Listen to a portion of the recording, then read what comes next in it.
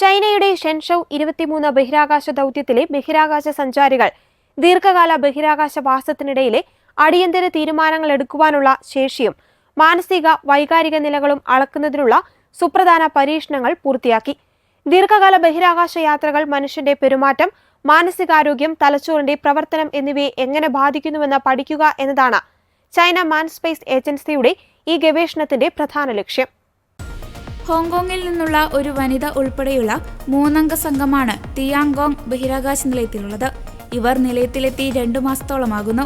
ഈ സംഘത്തിലെ ഒരംഗം 1 വർഷം വരെ ബഹിരാകാശ നിലയത്തിൽ തുടരും. ചൈനയുടെ ബഹിരാകാശ ദൗത്യങ്ങളുടെ ചരിത്രത്തിൽ ആദ്യമായാണ് ഒരു സഞ്ചാരി ഇത്രയും ദീർഘകാലം ഭ്രമണപഥത്തിൽ കഴിയുന്നത്.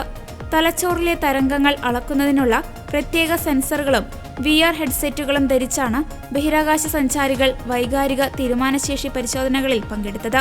ബഹിരാകാശ നിലയത്തിൽ നടക്കുന്ന 100-ലധികം ശാസ്ത്രീയ പരീക്ഷണങ്ങളിൽ ഒന്നാണിത്. ഇതിനു പുറമെ പുതിയ തരം ഊർജ സംഭരണ ബാറ്ററികളുടെ പരീക്ഷണം, റേഡിയേഷൻ ബയോളജി ഉപകരണങ്ങളുടെ സജ്ജീകരണം എന്നിവയും സംഘം നിർവഹിക്കുന്നുണ്ട്.